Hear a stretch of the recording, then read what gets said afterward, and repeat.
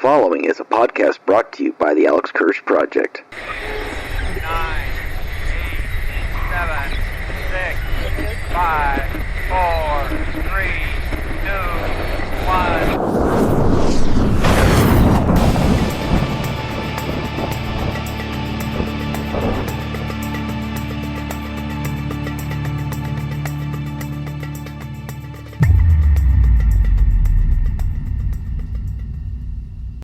The railroad strike, which would have cost the U.S. $2 billion a day, which would have devastated the economy and brought the freight industry to a screeching halt, has just been solved. Or has it? Trump had Kanye West and Nick Fuentes at Maralago on Thanksgiving. Why is this a big deal? Kari Lake still refuses to concede the election that she lost fair and square in Arizona. Why is election denialism still a thing? And finally, Biden's student loan forgiveness plan has just been put on hold by the Supreme Court. Why is this, and why is this such a big problem? All of this on this week's episode of Current Events on Tap.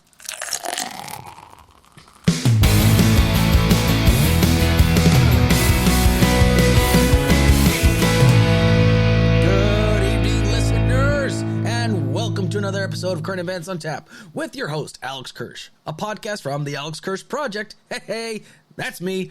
Army retiree, truck driver, pragmatic progressive, political commentator, and guess what? I do a little bit of clout chasing here and there on my spare time. If this is your first time listening, please do me a solid, hit like and share, and subscribe to my Spreaker, YouTube, Spotify, and iHeartRadio. This podcast gives you this week's current events, and I also do what I like to call the Beer of the Week.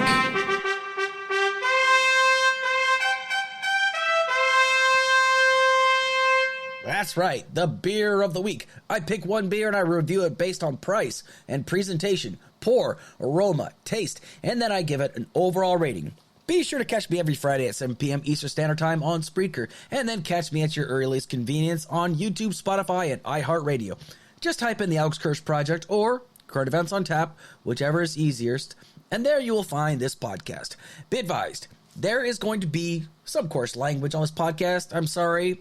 In advance, I am a veteran. It's practically a part of my vocabulary, but I am working on it. So how is everybody doing this evening? I hope everybody's had a good week. It was a busy week for me. Oh my goodness. I mean, it is kind of busy being a truck driver, but you know what? I still enjoy doing it. I actually love doing it. It's probably like one of the best decisions I've made to do for my life after the military because I feel like I have a purpose still, and I really do enjoy this purpose. It was a very busy week. But then today, myself and Claire went to the most recent Tuscola County Democrats meeting, and this was my first official meeting. It was a brainstorming event as the vice chair for the Tuscola County Democratic Party. So, yay for me. That's right, yeah. I usually have the audience applause, but I have that soundboard checked already, so... But anyway, yes, we did a lot of brainstorming this week today, and we're going to be doing a lot of brainstorming here in the future on what we got to do to prepare ourselves for 2024. Because we always say, 2024, it's 2 years away, we got lots of time. It's going to be here before you know it, and then next thing you know, it's campaign season. Next thing you know, things are going to get heated, it's going to get crazy. That's just the way things go. There's nothing else we can do about it. But anyway... Again, I really hope everyone's enjoyed the week, and hopefully everybody that is having the chance to listen to this, like I said, if it's your first time listening, please do me some love. Like, share, subscribe, do what you got to do to get this podcast out there. Now, without further ado, it's time for... the Beer of the Week.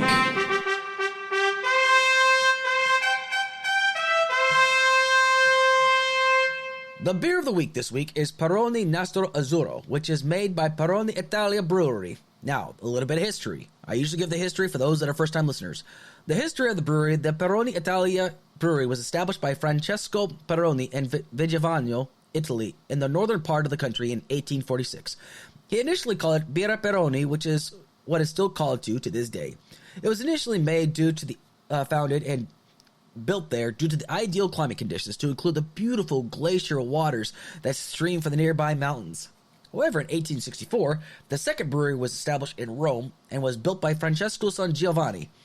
Peroni's headquarters was then moved to Rome, and in the mid-1930s, it became the largest brewery in the whole country. In 1963, the new flavor of lager was produced, the Nastro Azzurro, which is the Italian for Blue Ribbon Export Lager. It was born out of the spirit of Italy during the blissful years of La Dolce Vita, which in Italian means the sweet life. Which, as far as I can tell, has no connection to the movie La Dolce Vita. In 2005, the brand relaunched internationally. When it relaunched one of their beers, Emporio Peroni was limited to only being bought via window shopping, which drew a lot more desire and curiosity from the passing customers. In 2021, the Peroni Formula One car was brought into existence after joining with Aston Martin Cognizant Formula One team. So that's the brief history of Peroni Italia. It has an alcohol percentage of 5.5%, and the style of beer is European Pale Lager. So now I will rate it on a scale of 1 mugs to 5 mugs. One mug being the lowest, 5 mugs being the highest. So price and presentation.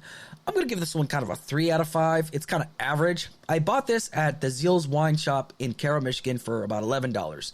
You can also, however, buy this online or any liquor store that sells imported beers, essentially. It is Italian, so you'll need to look in the imported section if you're looking for specifically. The presentation of the beer is very generic, but the branding is very, very eye-catchy, and the colors just kind of just pop out at you, you know. So, again, 3 out of 5. The pour, it's another 3 out of 5. It's another easy pour, nice, easy, foamy head. It's not too much risk of overflow as long as you know what you're doing pour-wise. Now, if you rush to pour out this one, it is going to overflow, so you really, really got to be careful. The presentation of it, though, of the color itself, it's got a very nice gold color to it, but it's just like most other standard lagers / beers. The aromas, it has a halfway decent smell. Very, very average, though. So another 3 out of 5. It's sort of like most standard lagers that you drink if you're familiar with lagers. It's very potent, though, when you take that first smell, though. I mean, again, it's a halfway decent smell, but when you take a first whiff, you really pick up the hops and the barley. You can really smell it in there. I mean, I'm not saying it's unpleasant or it's overly pleasant, but it's average, you know, because especially for somebody that usually sniffs their beers before they drinks them. However, when it comes down to taste, I'm going to give this now a 4 out of 5. The taste is far more pleasant, honestly. I think it tastes better than it actually smells. The slight bitter taste, but it's also very smooth as it goes down.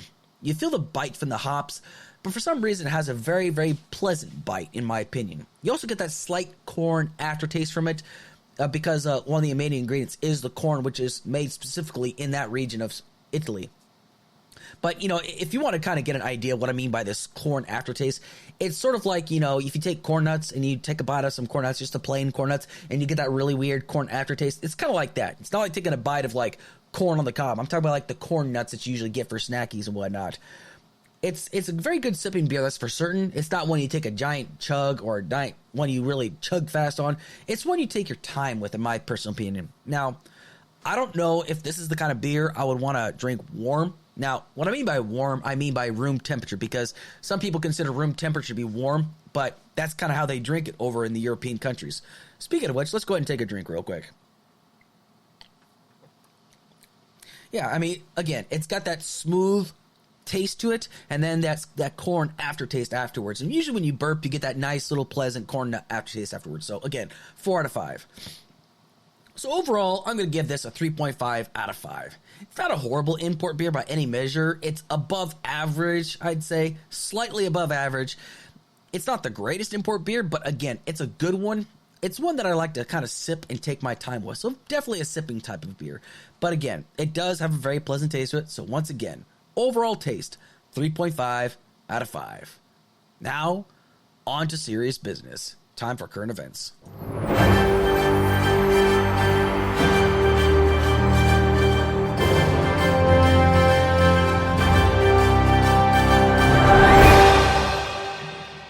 The House voted 290 to 137 with 79 Republicans voting with 211 Democrats, which increases the pay for railroad workers by 24% over 5 years from 2020 to 2024. I'll cover that in more detail. However, the biggest issue that the unions and the railroad workers were looking for was the 7 days paid sick leave, which got kicked back from the Senate. It's not going to happen as of right now. However, President Biden has already signed off on it. Now, this comes months after unions and railroad workers have consistently fought over issues such as sick leave, which railroad workers were on a point system of 30 points per year. Now, this is how it works. This is based on what I know, so if I get it wrong, I apologize, but this is what I've read and this is what I've seen about it. Each employee is deducted 2 points if the absence is on a regular work day. Doesn't matter for what it is. It could be sick leave, it could be vacation time, it could be accidents, funerals, what have you. There's no difference there, honestly. Now, time off on Friday or Saturday, you get 4 points deducted. You get 3 points deducted for Sunday and 7 points if it's a holiday, which are considered high impact days. Now, once an employee hits 30 points, they're suspended for 10 days. Then when they come back for their 10-day suspension, they automatically start back over at 15 points right off the bat. Not 30, but 15. And then once they hit that zero balance again, they are then hit with a 20-day suspension. And a third violation results in a termination.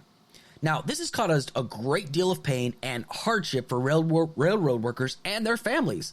And therefore, this was one of the biggest issues that they want to strike for in the first place. And now that a deal has been made, many of them are angered with Biden and for Congress and the Senate for not getting them what they wanted exactly. Now, there are those out there, especially the workers, that are saying it never should have gotten to the president in the first place, but now they're blaming Biden for not making this deal happen because Biden always talks about how he is pro-unions, how he's there for the workers, and now they feel like they are betrayed because the biggest issue that they were fighting for, because let's make no mistake about it, working on the railroad is a very, very demanding job. I mean, I see these men and women that work on the railroad. They are the blood vessel of America. They are what keeps America running. And I'm so glad to see how much work and effort they put in. And I'm not speaking for them necessarily. I'm just speaking for those that have been fighting for this. And they really felt like betrayed in this. But so Biden did make it abundantly clear. Even though he did sign this today, he wants to once again re-engage with the 7-day sick leave because he does not want to give up on that. Because let's just be perfectly honest, okay? Even though there are people out there that insist that there's those that are going to take advantage of the system, right? That what people don't understand is that you can't punish an entire group of people or create an entire system because you're afraid of onesies and twosies that might take advantage of the system. Because here's the thing. Let's say, for example, Joe Snuffy over here, he gets sick. He's gone for 2 or 3 days, and then when he comes back, then let's say, for example, one of his children gets in a car accident, and his wife gets in a car accident. He has to go and take care of his wife and the kids. I mean, there are so many different situations to where, what if this puts his job in peril? What if he is no longer terminated? Then he no longer has health insurance. He no longer has a job to get back to because he's got to take care of his family. I mean, all of this really does play into it because, yeah, sure, you could say, oh, well, he's probably got family that could probably come in and help. Yeah, but you still got to coordinate all this stuff. Stuff like this does not happen right away. This takes time to coordinate things like this. But that's why it's so important for people to understand that this is a big deal. It's all about the rights of the worker. The workers are exceedingly important because without your employees / workers, you're not going to have a business. You're not going to have freight. You're not going to have any of these things. That's why it's so essential for you to make sure to get the people what they want. This isn't a horrible demand. Are you going to run the risk of people possibly not being there? Well, yeah, of course. But the thing is, if you take care of your employees, they're going to take care of you. I'm a firm believer in that. But before I go into further detail, let's go ahead and talk about what deal was struck today. Now, this is directly from the website. This is directly what covers the sheet, okay? The average compensation of rail workers involved in the current round of negotiation ranks within the top 10% of all industries, with an average total compensation of more than $126,000 in 2020. The tentative agreements will provide employees with 14.1% wage increase effective immediately and a 24% wage increase by 2024. That's a good thing.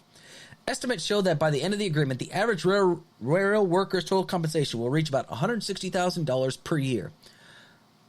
The tentative agreements will also provide about $16,000 on average in immediate payouts, which means it's a sort of back pay, right?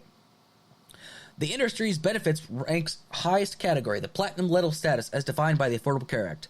Employees will maintain platinum health care, ranked among the nation's best plans with some enhanced benefits. Additionally, employee contributions are set at 15% per month. The benefits offered to the unionized railroad workers in 2023 through the nationally unbargained health and welfare plans will, by any available measure, have significantly lower member costs sharing that benchmark data.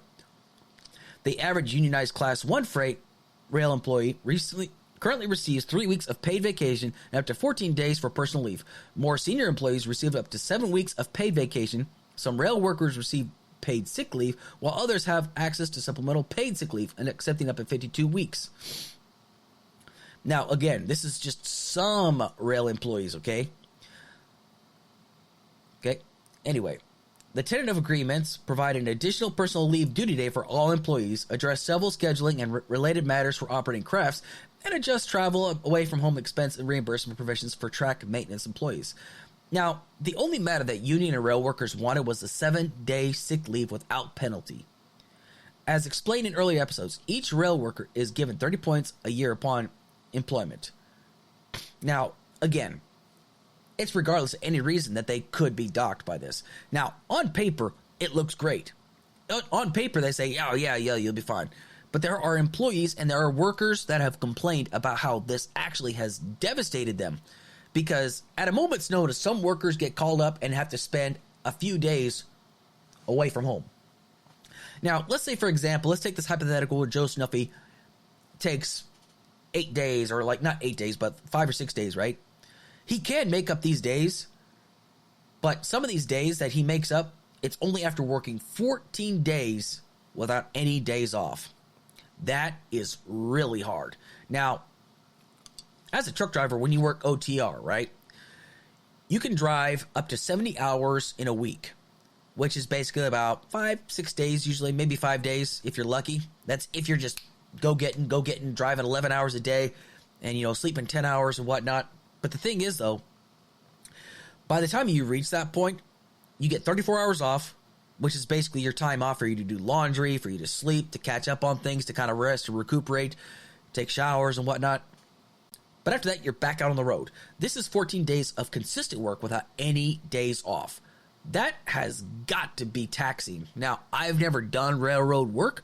I've never experienced it firsthand, but I've seen the work that these people do. And it's really gut-wrenching work. I've had friends tell me that they worked as first response units out on the tracks in case of a disaster, and they just see the work they put themselves through, and it's gut-wrenching, really difficult work. It's not for everybody. Yes, this is true. This kind of work is not meant for everybody. It takes a certain kind of person to do a job like this. But the thing is, we need them. We need these people. That's why it's so important to take good care of them. And I just cannot stress enough how important it is to make sure that a deal like this actually gets the workers what they want.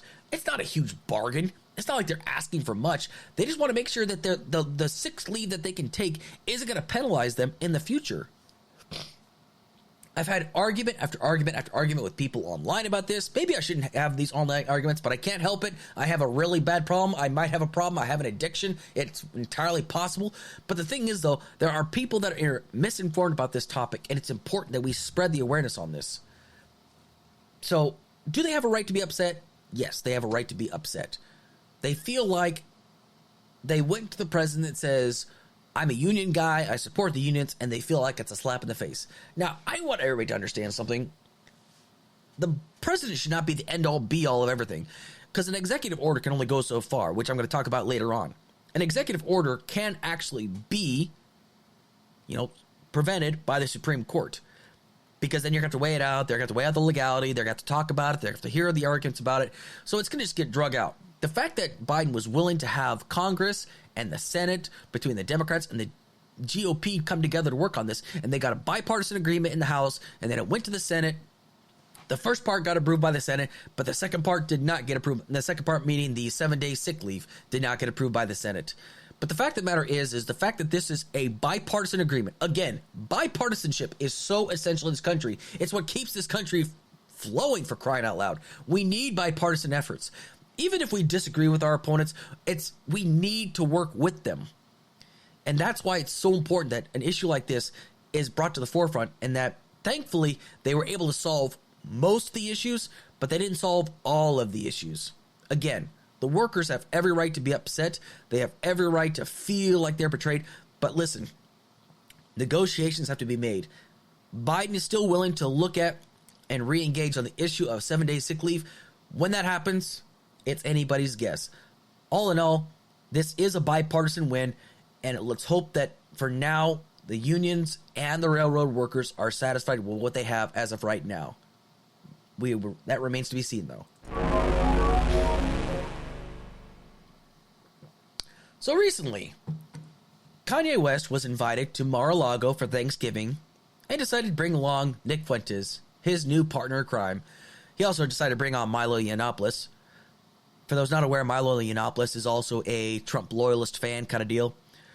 But Nick Fuentes is a white supremacist, Christian nationalist, Holocaust denier, and leader of the Groypers to meet with the former president. Now, Groypers are basically young men that are basically very immature. They dress in business suits and whatnot. They preach all this incel abstinence, no sex before marriage, women need to stay at home. It's a really crazy mentality. If you're not familiar with it, I highly suggest you look into it. It's kind of comical, but at the same time, it's really pathetic because there's so many of them, actually.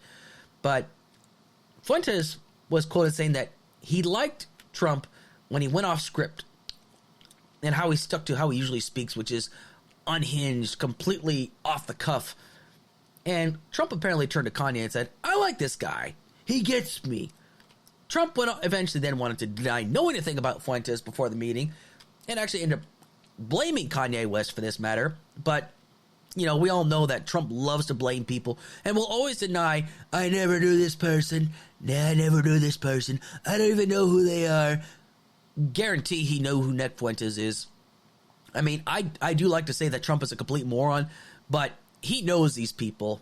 He always said, during Charlottesville, he said, there was fine people on both sides, even though I denounce white supremacy, but there's fine people on both sides. Nick Fuentes was at Charlottesville. Nick Fuentes was also at January 6th. Nick Fuentes is one of the most controversial figures in America right now. And Donald Trump means to tell me he doesn't know who Nick Fuentes is. I call bullshit. Bullshit, bullshit, bullshit. But of course, he doesn't know who Nick Fuentes is, but he blames Kanye West, even though he says, I like this guy, he gets me. He's completely hypocritical and he can never keep his story straight. That's why he's on so much hot water right now, because he can never seem to keep his damn story straight, but yet people are still buying into it. But bringing him to Mar-a-Lago has drawn a lot of flack, even by the Republicans. You've got Mitch McConnell, he never should have brought Nick Fuentes here. And then you got Mitt Romney, who is saying there's no excuse for him to ever bring people like Nick Fuentes, an anti-Semite, a Holocaust denier in. And to his credit, he was asked, do you think Donald Trump will apologize for that? And Mitt Romney says, it's not in Donald Trump's nature to apologize for anything, so he's never going to apologize, which is 100% true. Donald Trump does not believe in apologizing for anything. Now, getting to the guests, I have a lot of issues with Kanye. I've had issues with Kanye ever since he said George Bush doesn't care about black people during Hurricane Katrina in 2005. I knew he was a problem child when he interrupted Taylor Swift's acceptance speech by saying, I'm going to let you finish, but Beyonce had the best music video of all time. He's an egotist, a self-centered prick who thinks he thinks entirely too much of himself. Let alone the fact that he always seems to think he knows absolutely everything. Anytime he gets questioned or pressured into, like, you know, social issues or issues in regarding, you know, culture, whatnot, he goes off like a damned howitzer. So this is a quick recording, like when he was on a radio show with another radio DJ by the name of Sway. Now, it's only 28 seconds, but this is just how quick he's to anger. Or why don't you empower yourself and don't need them and do it yourself? How, Sway? Take a few steps back to go. You ain't got the answers, man. You ain't got the answers. You ain't got the answers. You ain't got the answers, Sway. Kanye, I've been doing this more than you. Doing what? You ain't got. Me? Come on, chill out. You bro. ain't got the answers. Kanye, you ain't got the answers. I'm asking you. You a ain't question. been doing the education, bro. You ain't been doing the education. Kanye, calm down. You don't have the answers. You ain't got the answers is his response. He is volatile, he's explosive, and he's completely just way out there. But that's not all. He's compared himself to Andy Warhol, Beethoven, Walt Disney. Actually, you know what? That one actually kind of makes sense with all the anti-Semitism that is. Picasso, Shakespeare, Da Vinci. And he insists that if they rewrote the Bible, that he should be in it. In 2020, when he ran for president, yes, this is not a joke, he actually ran for president, and he recently announced his candidacy again for president, even asked Trump to be his vice president, which Trump was like, if I run for president, it's to be the president, not vice president, apparently. But again, in 2020, when he ran for president under the birthday party, and he actually managed to get 60,000 votes, which is about the saddest thing I've ever heard, he had a meltdown at the rally where he even admitted that he said he tried to kill his daughter. Now, there's a lot of speculation to what he meant by that, as far as saying he tried to kill his daughter, whether it was like via abortion or because he had a mental breakdown or whatnot. I don't know. I'm not going to speculate, but I just know that he broke down. He was crying. He just does not have the mental faculties to be the commander-in-chief. I mean, if he ever became the president, we would really be the laughingstock. It was already bad enough having Trump as the president. Could you imagine Kanye West as the president, for crying out loud? I sure as hell couldn't. He's mentally unhinged, and I have no doubt he's a danger to himself at times. He doesn't need to run for office. He needs to run to the nearest sanitarium and get evaluated. And he most recently really made a fool of himself on the Alex Jones show. Now, to say that you made a fool of yourself on Alex Jones' program, I mean, when Alex Jones denounces you, you are totally screwed up. You are effed up like a football bat. Let's put it that way. Because he basically said he liked Hitler. Now, I'm not going to play any of that audio. I will not degrade my platform, as small as it might be, with stuff like that, with him saying he likes Hitler. I will not do it. Just know it was really, really bad. It's not just Kanye you have to worry about, though. It's his partner in crime, Nick Fuentes. Now, why is this such a big deal with Nick Fuentes? Well, for starters, Nick Fuentes is an absolute menace. A spoiled brat who hasn't accomplished much in his life, but sowing chaos and disorder. Brainwashing future young men into his way of thinking. He's against the U.S. Constitution.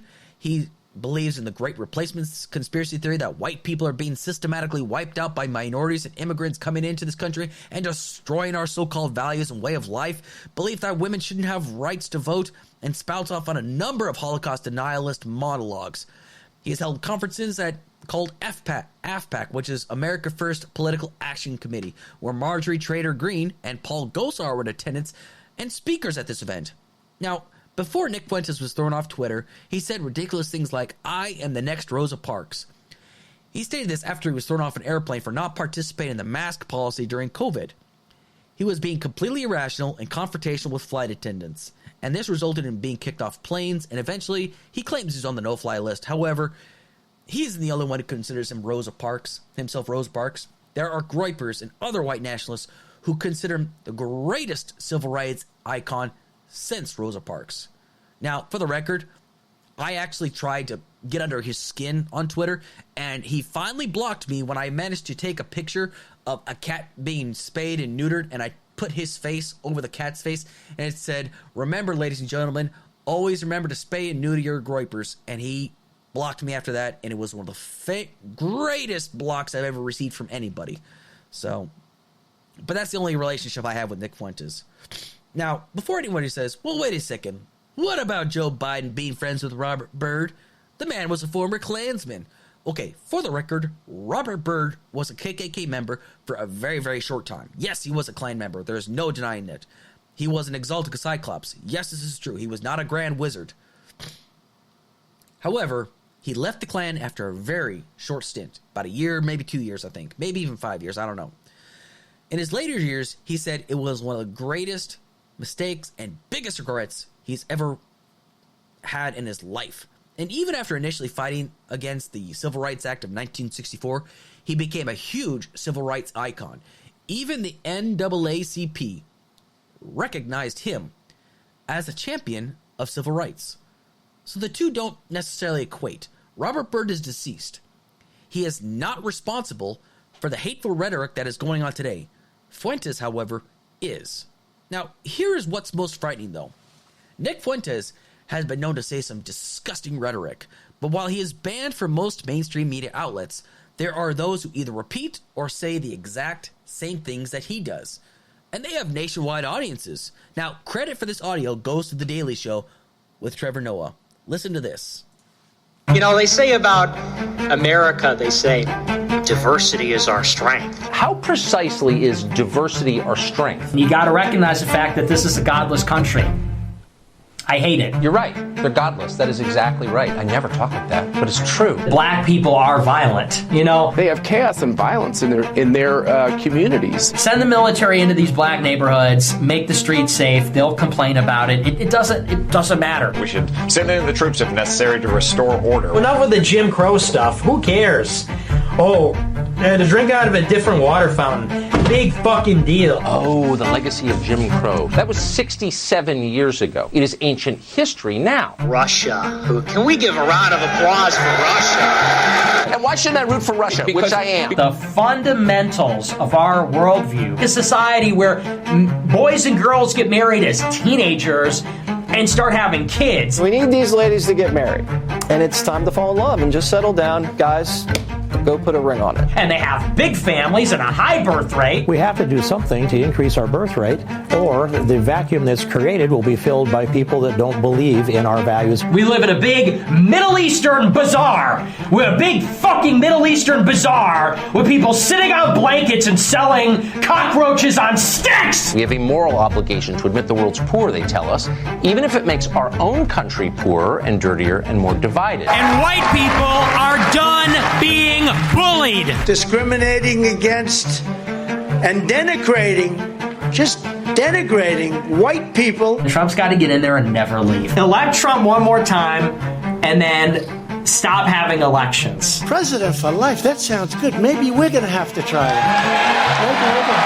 President for life. Oh, yes. That was Tucker Carlson of Fox News, Senator Tom Cotton from Arkansas, Jesse Waters of Fox News, and former President Donald Trump, and a variety of other conservative Fox News contributors, spitting the same exact rhetoric as Nick Fuentes. Yet while people in this country might denounce Nick Fuentes, they sure as hell have no problem supporting those who speak the exact same rhetoric as he does. This isn't like 1,000 or 2,000 people. This is millions of people that are speaking the exact same ideology here. This is a problem. Now, Tucker Carlson is one of the largest mouthpieces of the conservative ideology. 3 million people a night tune into his show. Now, here's what's most interesting. On Last Week Tonight with John Oliver, they did an entire segment on Tucker Carlson specifically, where the son of the creator of the Daily Stormer. Now, for those not aware, the Daily Stormer is a white supremacist website where they spout racist rhetoric, anti-Semitism, everything you could possibly think of. The son of the creator of the Daily Stormer, they watch Tucker Carlson once for entertainment, and they watch it again for research. Now, what kind of research exactly? They want to find out better ways to push their agenda in a manner that isn't quite so obviously racist. It just goes under the radar. You know it's somewhat bigoted, but it's not enough to cause a major controversy. This is the son of the Daily Stormer saying this.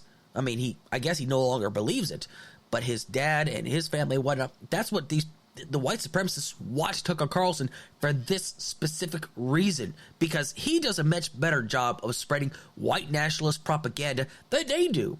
He polishes up a lot better.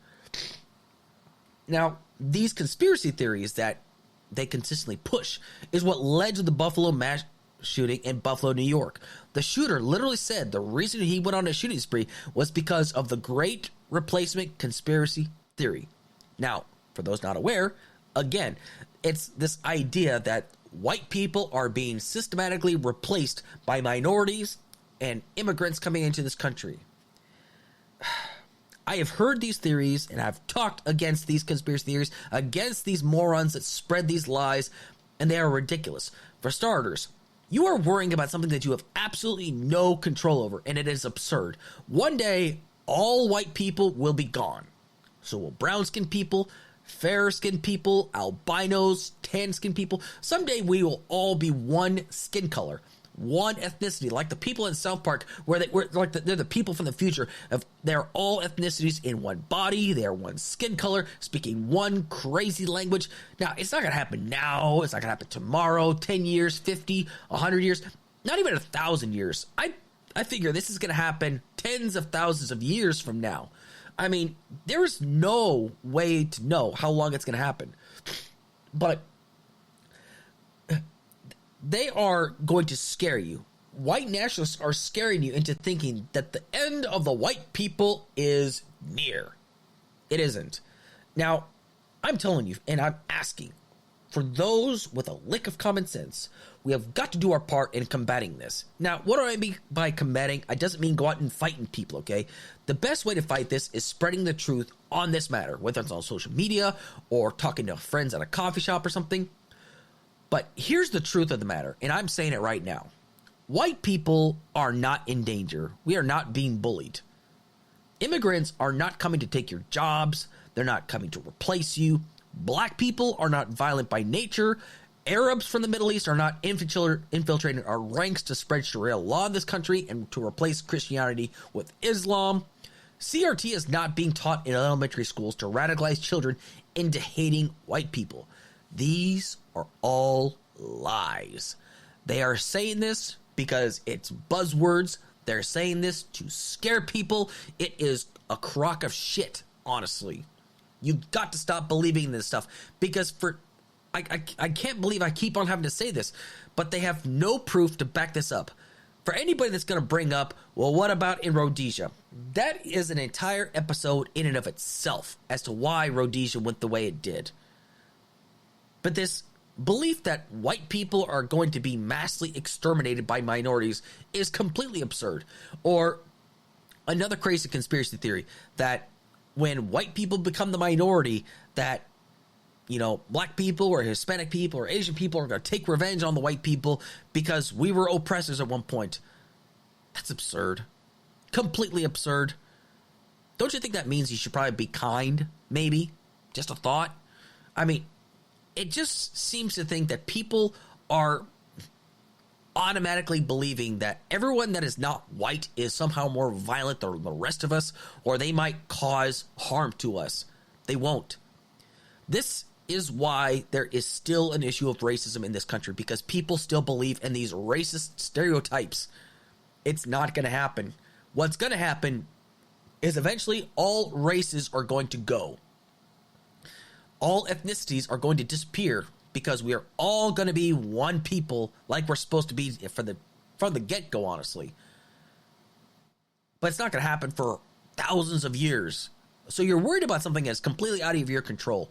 You have no control on what's going to happen later on down the line. This mentality is going to die out. So why are you even bothering?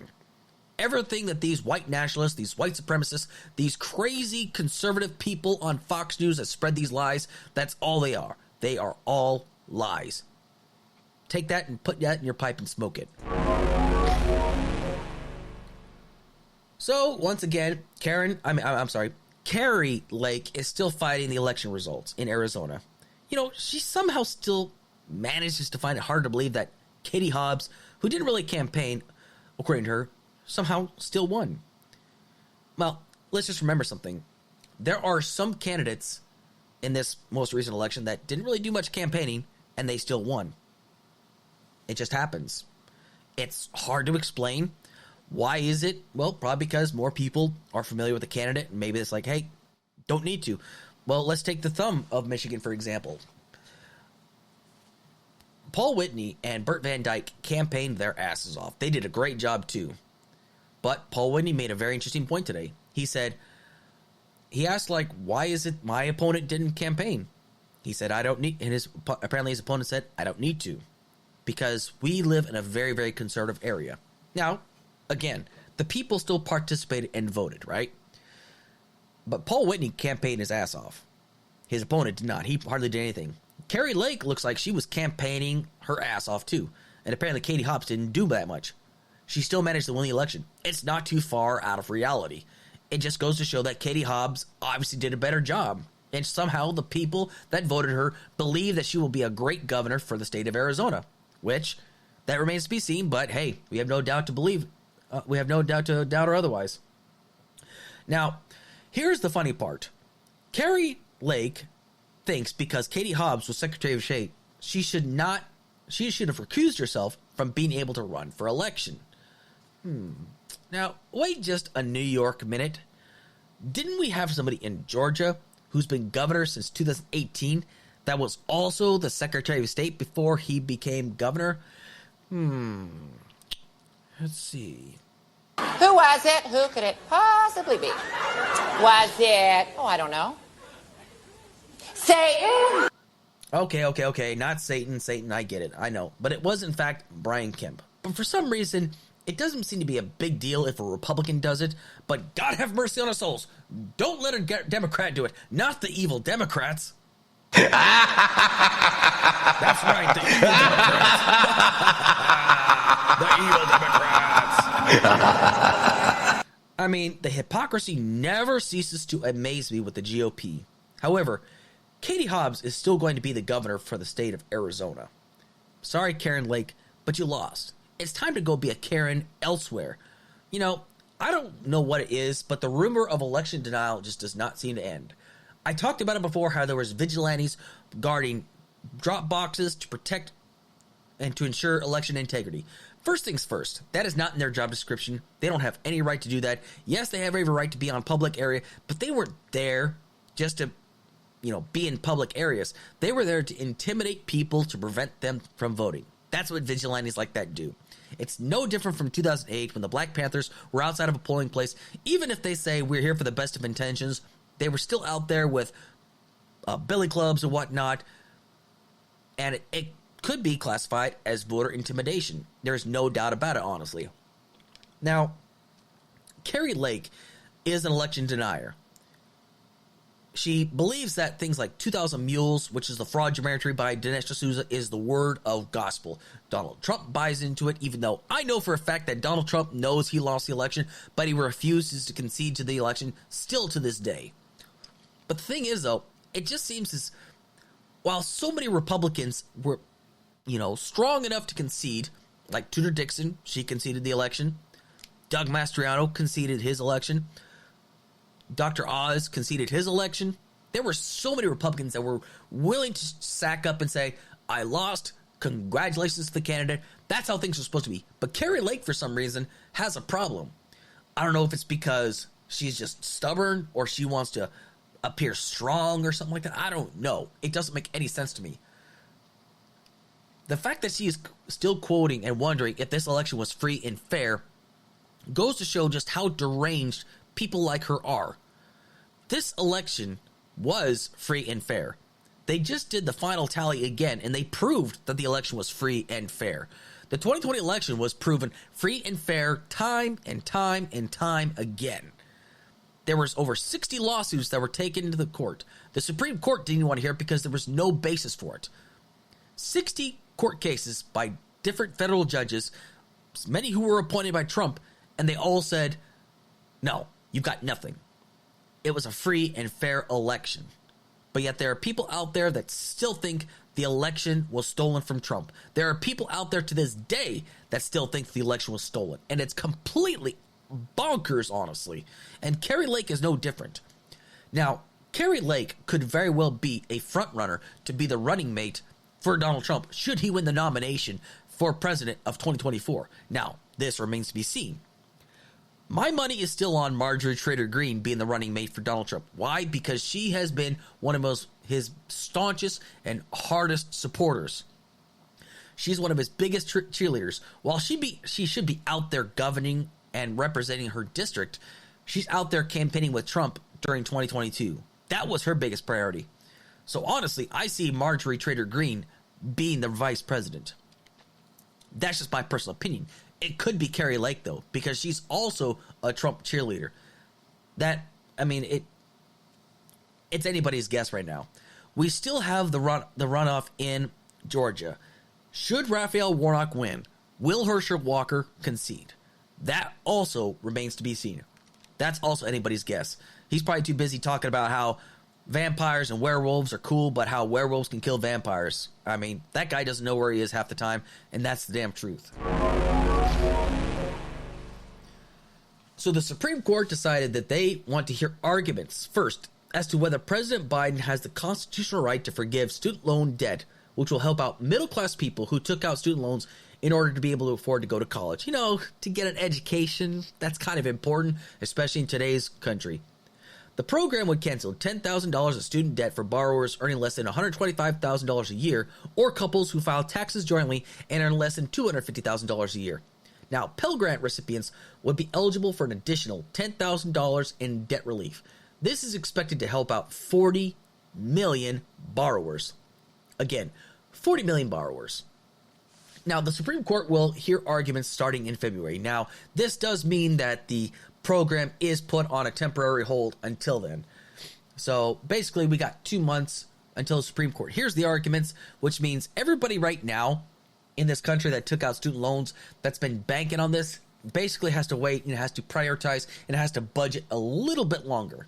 But until then, the plan remains blocked.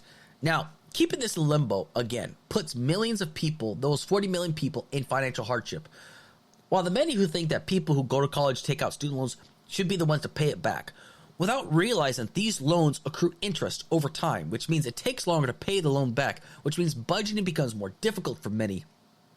Now, it appears there wasn't any problem for giving PPP loans to those who are more than well off than the rest of the average person, like Marjorie Trader Green. Once again, why do I keep talking about her? Because she's relevant. She took out a loan of $183,504, and she took out that loan, and it was forgiven.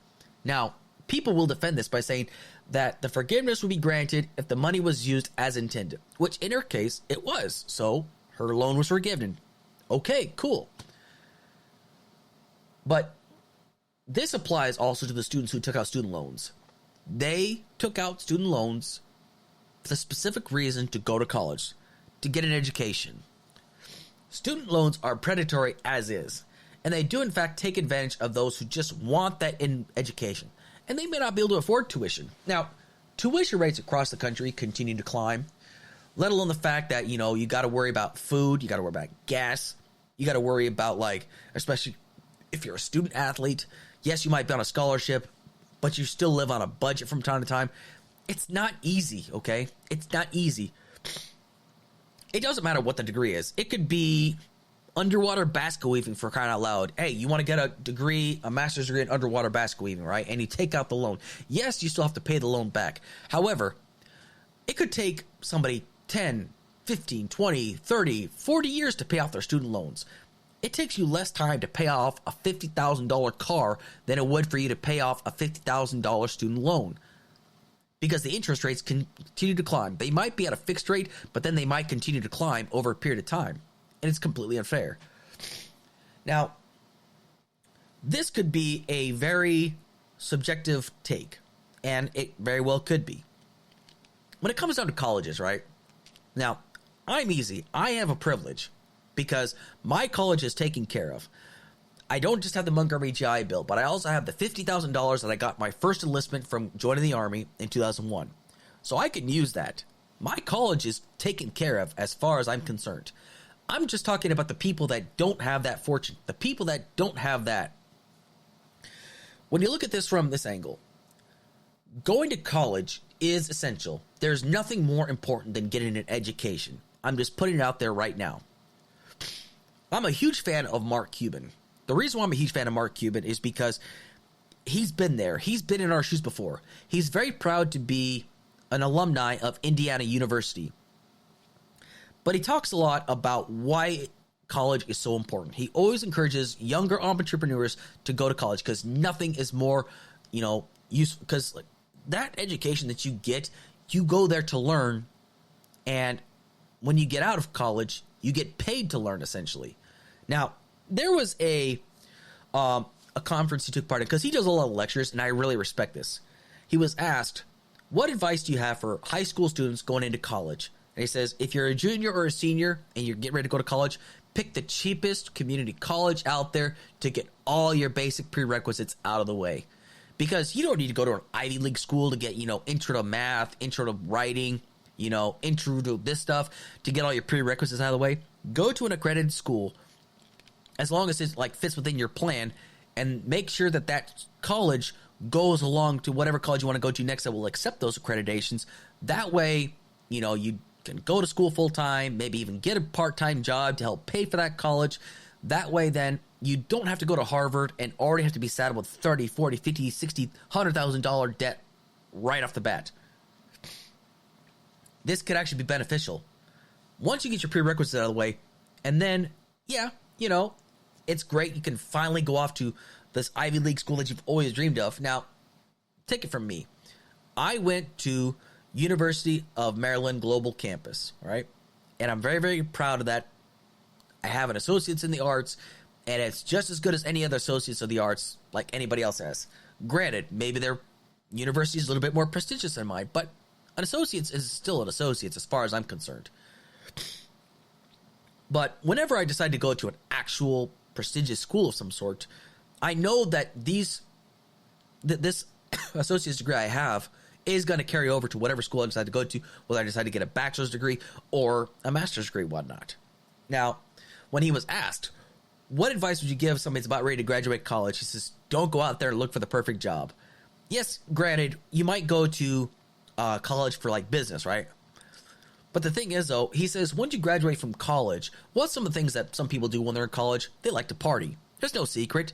Some people love to party. So he was talking about how young people don't really have their life figured out until like they're 30. When you're 21, 22 years old, you're not thinking about what's going on later down the line. You're too busy partying half the time, which is true. Hell, I was 22 one time. I was partying my ass off when I was younger. I mean, I didn't stop partying until like I was almost 30. That's when I felt like I was ready to settle down. Now, not everybody's the same way, but, he's being, just general in this regard, because most people around this age group are all about the life of partying and just living life, being young, and there's nothing wrong with that. That's great. Be young, live out there, explore, be fun, do those things. But just remember that you also have to plan ahead. Not everybody does plan ahead. And he says, like, once you graduate from college, you don't need to go find the perfect job right away. Sometimes it's better just to find a job that will pay the bills, to make sure you have a roof over your head, to put food on the table, to pay the gas bills, whatever. Because when you find a different job, you get paid to learn. Because let's be honest here. Even if you get a job, like even if you want to be, let's say for example, you get a job in business management, but you don't go into business management right away when you get out. Let's say, for example, you go work for a advertising company, right? Whether you realize it or not, those skills that you learn at that advertising company will actually benefit you in the long run. It's all about how you write it on your resume. Because me, being an artillery soldier, I can't put down, I was an artillery soldier, because nobody understands what that means. They don't know what that could benefit. However, what I could put in is that I was able to transport hazardous material, explosives, from one point of from one side of the state to another side of the state, or over treacherous terrain. That's appealing to what? Truck drivers, essentially. And the thing is, like, also as a platoon sergeant, guess what this also means? I've got great managerial skills, which means I can be in charge of 40 to 50 different people at one time and to accomplish a given mission. Now, this is just me talking off the cuff, but it's all about that being paid to learn.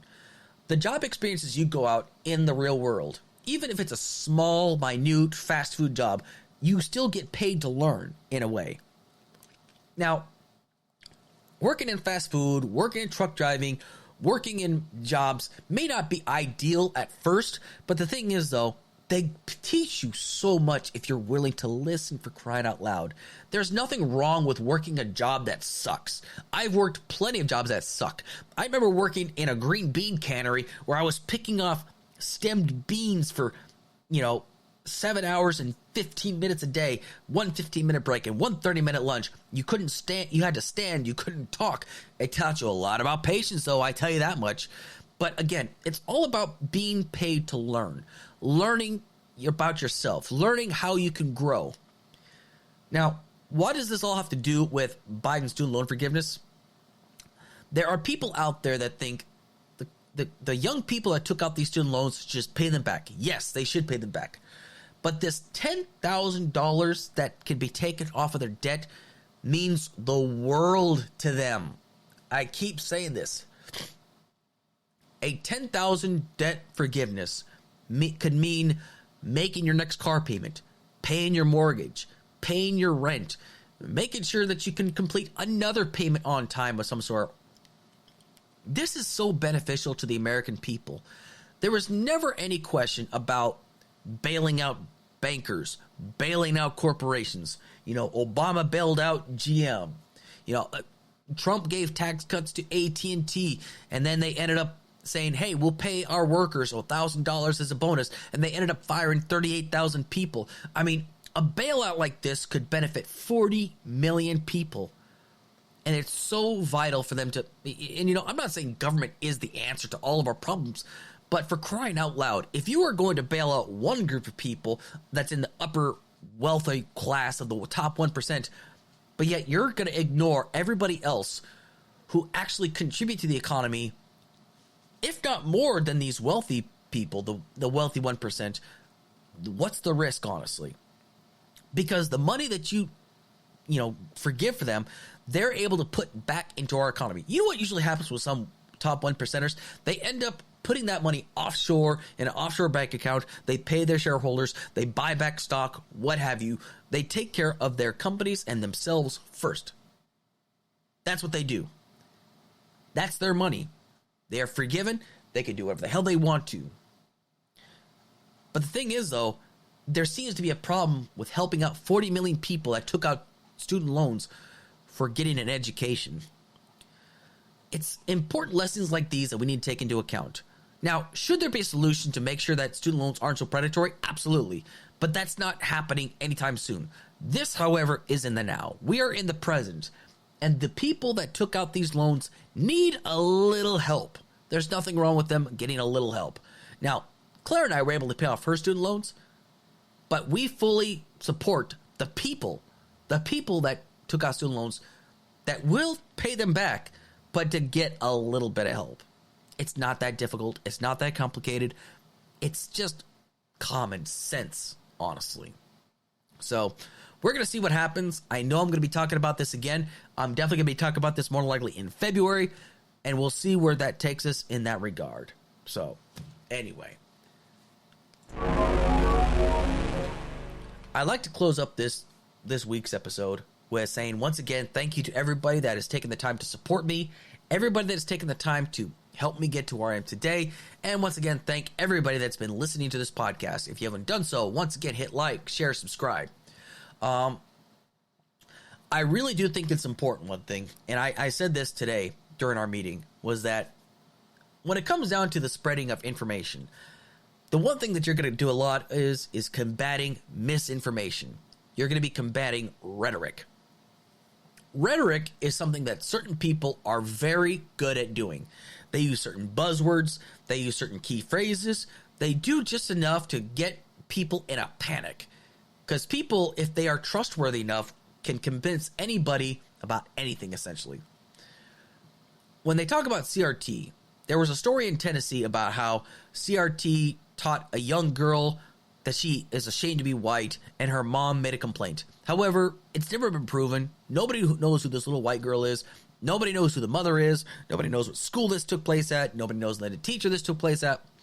But people bought into it, and Tennessee essentially voted to keep CRT out of schools. Based on what? Misinformation.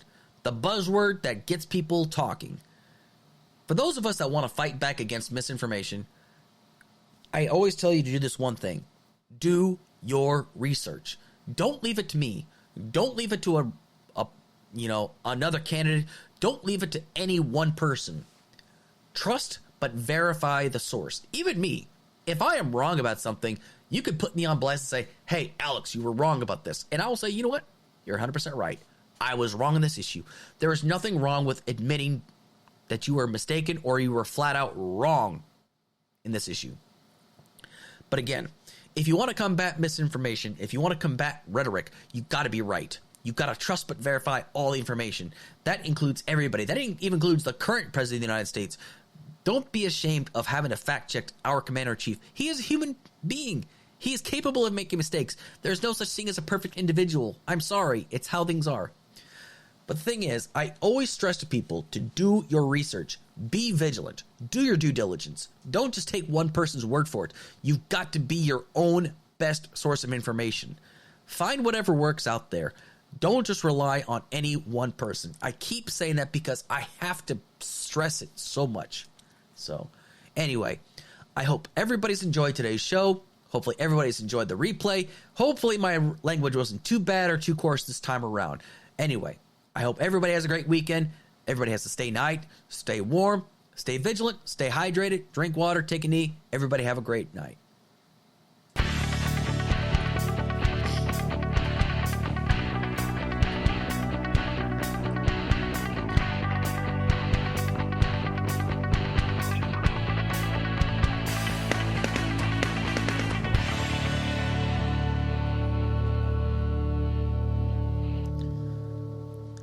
This has been a podcast brought to you by the Alex Kirsch Project. We hope you've enjoyed the show.